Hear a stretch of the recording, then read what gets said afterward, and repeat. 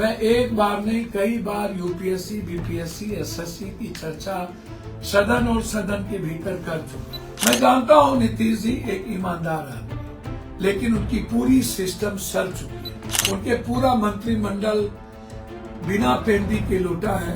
लगभग 10%, 2% मंत्रिमंडल को यदि मैं छोड़ दूं, मैं सबसे पहले कहूंगा कि रिटायर करने वाले किसी भी जज, किसी भी आईएएस, आईपीएस को कोई पद नहीं देना चाहिए। नमस्कार, आप लाइव सीरीज देख रहे हैं। आपके साथ मैं हूं वसीम खान। देखिए, पप्पू यादव, पूर्णिया सांसद पप्पू यादव बीपीएससी अभ्यर्थियों के साथ खड़े हो गए। देर रात पप्पू यादव बीपीएससी अभ्यर्थियों के साथ, देखिए, खूब गरज रहे, चिल्ला रहे हैं और सवाल बड़ा खड़ा कर दिया है।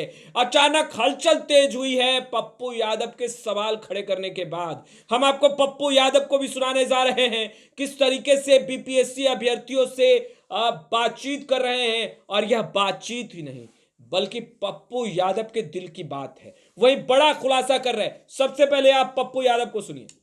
मैं हमेशा कहता हूं कि परिस्थितियां हीरो बनाती है।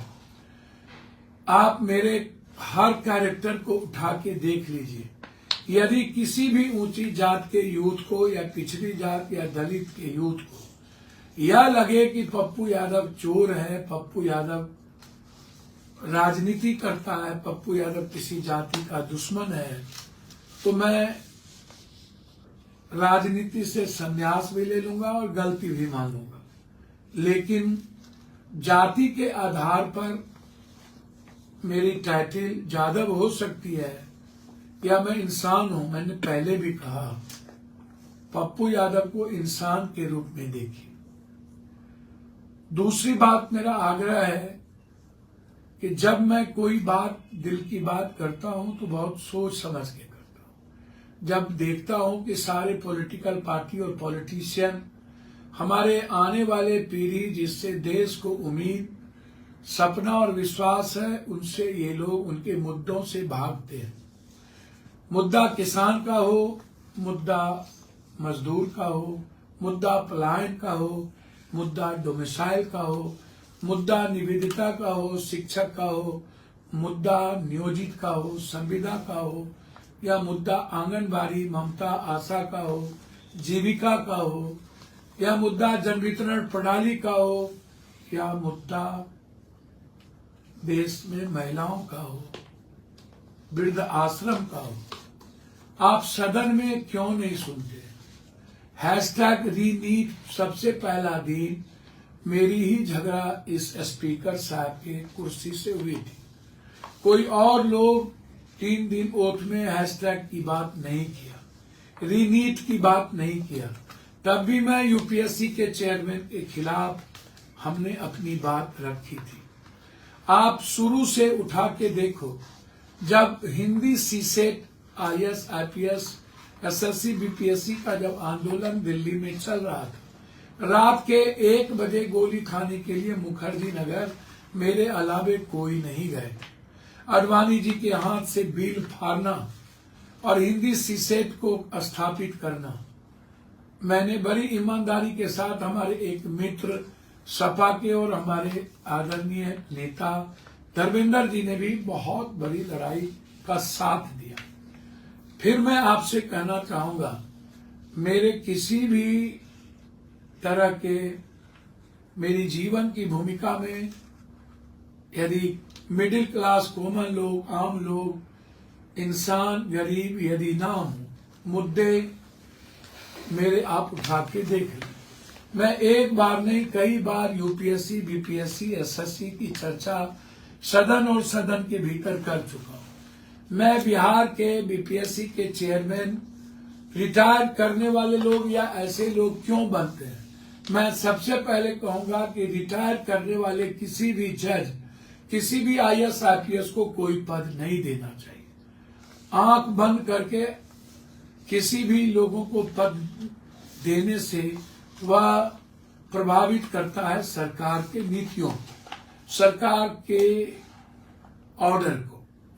मैं बार बार कहता हूं कि कुछ चीजें जो कंप्लीट रूप से आरबी गवर्नर है, चुनाव आयोग है, कोर्ट है, न्यायाधीश है, इनको स्वतंत्र तरह से यूपीएससी, बीपीएससी, एसएससी हमारे जो बच्चे का एग्जाम कंडक्ट करते हैं उसको बिल्कुल पारदर्शी रखनी चाहिए। राजनीति से दूर या तो इस देश की जनता बनाए तय करे या नहीं तो एक रेगुलेटरी बॉडी जो न्यायाधीश भी हो, प्रबुद्ध लोग हो, वो तय करे। लेकिन जब नेता और कोई सरकार इसको तय करती है तो फिर संस्थाएं दिग्भ्रमित होती है, विचार मिटता है और निर्णय प्रभावित होता है। मैं बार बार फिर कह रहा हूं कि एक बार नहीं, चाहे वो राजू हो चाहे परमार हो, जिस पर विजिलेंस का केस चल रहा हो, एफआईआर लॉज हो, उसको बीपीएससी का चेयरमैन अनचेयरमैन बनाना ये कहाँ की समझदारी है। मुझे नहीं पता कि किस आधार पर इनको बनाया गया, कितने करोड़ों करोड़ रुपए की डील हुई, लेकिन मैं इतना जानता हूं बीपीएससी, एसएससी, यूपीएससी जितनी बड़ी संस्थाएं इस देश में है, ये सब के सब सत्ता से जुड़ी हुई संस्था है और ये पैसा कमाने का एक कारखाना है जिसमें कोचिंग, नेता, माफिया और सेंटर चेयरमैन ये सब की मिली भगत है। कोचिंग के टीचर को जब कोई बच्चा, मैं आपसे पूछता हूं, आप बच्चों से, ये कौन है, कौन लोग हैं? क्या ये कोचिंग वाले पैसा नहीं लेते हैं? ये बिना सेटिंग के ये इनके यहां से बच्चा पास होता, आपको लगता है? आप ऐसा समझते हैं? आपसे मैं पूछता हूं कि क्या बिना किसी सेटिंग के बच्चे पास हो सकते हैं? उदाहरण मैं दूंगा, आप हमको बताइए ना। और जिन कोचिंग वाले को आप कभी हीरो मानने लगते हैं, ये तो आप ही करते हैं। ये सरकार को और मुख्यमंत्री विपक्ष को हीरो कौन मानता है? इन दोनों, कभी इंडिया की सरकार, कभी एनडीए की सरकार। इंडिया की सरकार में भी चाचा भतीजा क्या तब क्वेश्चन आउट नहीं हुए थे? क्या 90 से एक ही जिला नालंदा, क्या वहां से क्वेश्चन आउट लगातार नहीं हो रहे हैं? मेडिकल से लेकर के सारी क्वेश्चन एक ही शहर से, एक ही जिला से। सोना की चोरी हो, सुबोध राय डकैत बने तो उसी जिला से, और उसको पूरा संरक्षण प्राप्त हो, पूरा एडमिनिस्ट्रेशन का, सत्ता का, क्योंकि सारे सोने की चोरी और डकैती का पैसा इन पदाधिकारियों के बीच बंदर बाट होता है। दारू का खेल हो चाहे जमीन माफियाओं का, सब के सब नालंदा हाजीपुर में भरे हुए हो, पटना में भरे हुए हो। और ऐसे लोगों को यूथ लोग आप अपना आइकॉन बनाते हैं। वो लगातार हर दल के नेता एग्जामिनेशन घोटाले वाले को चुनाव लड़वाते हैं, बालू माफिया को चुनाव लड़वाते हैं। फिर आप ऐसे नेताओं का ही समर्थन मांगते हैं। और एक बार यदि कोई नेता आपसे बात कर लिया, सत्ता में रहता है तो आपकी बात कोई सुनता नहीं है, ना कोई क्वेश्चन, ना कोई एग्जामिनेशन कैंसिल करता है। पप्पू यादव कौन सी ऐसी लड़ाई है?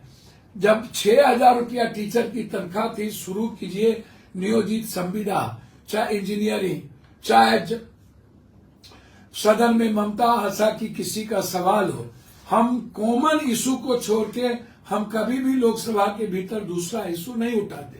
कल लोकसभा खत्म हुआ, कई बड़े विवादों के बीच से खत्म हुआ, वो बाद में आऊंगा। लेकिन आज मैं अपने छात्रों से और अपने गार्जियन से पूछना चाहता हूं, ये कोई 1 महीना, 2 महीना, 2 साल, 4 साल, 5 साल, 10 साल, 20 साल की बात नहीं है। या मैं जानता हूं नीतीश जी एक ईमानदार आदमी है, लेकिन उनकी पूरी सिस्टम सड़ चुकी है।